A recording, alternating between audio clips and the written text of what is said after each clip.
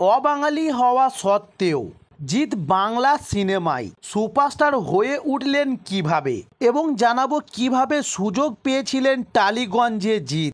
তবে সেটা জানার পর আপনাদের চোখ কপালে উঠতে পারে, তাই এবার জানার জন্য সম্পূর্ণ ভিডিওটা দেখুন। চলুন শুরু করি। তবে সালটা তখন 2001। টলিউডের পরিচালক হরনাথ চক্রবর্তী তখন তার পূর্ববর্তী সিনেমার জন্য নায়কের সন্ধানে ছিলেন। প্রথমে অবশ্য তৎকালীন টলিউড সুপারস্টার প্রসেনজিৎ চট্টোপাধ্যায়ের কাছেই এই অফারটি গিয়েছিল। তবে প্রসেনজিৎ এক কলেজ স্টুডেন্ট ছাত্রর ভূমিকায় অভিনয় করার প্রস্তাব ফিরিয়ে দিয়েছিলেন প্রসেনজিৎ। তবে প্রসেনজিতের এই প্রত্যাখ্যানই কার্যত টলিউডে এক নতুন ইতিহাস সৃষ্টি করল। বাংলা পেল চলচ্চিত্র জগতের এক আনকোড়া নতুন মুখ, যে মুখ আগামী কয়েক দশক ইন্ডাস্ট্রিতে রাজত্ব করে চলেছে। তবে 19 বছর আগের সেই নতুন মুখের উপর বাজি রেখে হরনাথ চক্রবর্তী যে ছবিটি রিলিজ করেছিল, সেই ছবিটি সেই বছর বক্স অফিসের সমস্ত রেকর্ড ভেঙে দেয়। তবে সুরকার এসপি ভেঙ্কটেশের সুরে ছবির টাইটেল সংটি তখন বাংলার প্রতিটি মানুষের মুখে ঘুরছিল। ও বন্ধু তুমি শুনতে কি পাও গানের প্রতিটা কথাই এবং সুরে প্রেমিক হৃদয়ের আকুতি গিয়ে পৌঁছেছে। তারপর বিশেষ বন্ধুর কাছে ঠিকই ধরেছেন, সেই ছবিটি ছিল ব্লকবাস্টার ছবির সাথী, আর ছবির নায়ক ছিলেন জিৎ। তবে ডিভিউ ছবিতেই হিট এমন তারকার সংখ্যা টলিউডে খুব বেশি নয়। জিৎ সেই সংখ্যালঘুদের মধ্যে এক অন্যতম উজ্জ্বল তারকা। তবে ডিভিউ ছবি হিট হওয়া মানেই যে জিতের কেরিয়ার একেবারে মৃগ ছিল তা নয়। দক্ষিণ কলকাতার এক অজানা অচেনা গলির সন্দীপ পরিবারের ছেলেটি চেয়েছিল বলিউডের সুপারস্টার হতে, তাই আয়নার সামনে দাঁড়িয়ে বিখ্যাত অভিনেতাদের নকল করতেন তিনি। তবে বলা যেতে পারে সেটি ছিল অভিনয়ের হাতঘড়ি। তবে জিৎকে তারকা হওয়ার স্বপ্ন তাকে এনেছিল মডেলিংয়ের দুনিয়ায়। নবাব কোম্পানির গেঞ্জি বিজ্ঞাপনের কাজের সুযোগও পেয়ে যান জিতেন্দ্র মাদানি।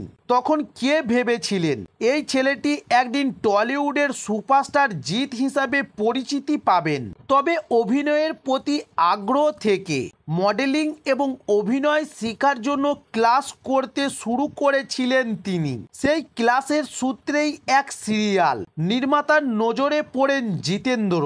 1994 সালে বটবৃক্ষ এবং জন্মভূমি নামের দুটি সিরিয়ালে অভিনয় করার সুযোগ পান জিতেন্দ্র। তবে আরও বেশ কিছু সিরিয়ালের অফার ছিল তার জন্য। তবে তার ইচ্ছে ছিল আরও বড় কিছু করার। তবে দু চোখে বলিউডের সুপারস্টার হওয়ার স্বপ্ন নিয়ে 1995 সালে তিনি পাড়ি দিয়েছিলেন মুম্বাইয়ে। 2 বছরের চেষ্টার পর অবশেষে একটি হিন্দি মিউজিক অ্যালবামে কাজ করার সুযোগ পেলেন জিতেন্দ্র। এরপর বলিউডের বেশ কিছু ছবির জন্য অডিশন দিতে শুরু করেন তিনি, কিন্তু প্রতিবারই সুযোগ ফসকে যাচ্ছিল তার হাত থেকে। তারপর সুযোগ এলো দক্ষিণ আফ্রিকা ভারতীয় চলচ্চিত্র জগৎ থেকে। একটি তামিলি ছবিতে অভিনয়ের সুযোগ পান জিতেন্দ্র। তবে সেই ছবিটির নাম ছিল চন্দ্রু। তবে বক্স অফিসে মুখ থুবড়ে পড়ে চান্দ্রু। হতাশ হয়ে জিতেন্দ্র ফিরে আসেন কলকাতায়। সেখানেই তার জীবনের দ্বিতীয় ইনিংস এবং সবচেয়ে গুরুত্বপূর্ণ ইনিংস শুরু হওয়া বাকি ছিল।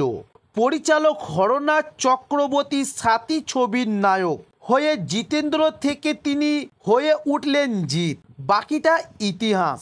তবে 2002 সালে সাথী যখন সিনেমার পর্দায় মুক্তি পায়, তখন নতুন নায়কের নতুন ছবি দেখার জন্য হলগুলিতে দর্শকের ভিড় উপচে পড়ে। তবে ছবিটি 9 কোটি টাকার ব্যবসা করেছিল, হয়ে উঠেছিল টলিউডের সেরা বক্স অফিসের কালেকশন। তবে এরপর আর এই ছেলেটিকে পেছন ফিরে তাকাতে হয়নি।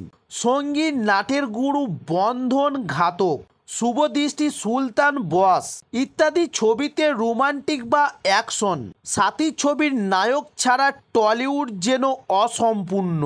তো দর্শক বন্ধুরা, এই ছিল আজকের ভিডিও। এই ধরনের আরও নায়ক নায়িকাদের নিত্য নতুন ভিডিও পেতে চাইলে আমাদের চ্যানেলে নতুন হলে চ্যানেলটি সাবস্ক্রাইব করে সঙ্গে থাকুন। নমস্কার।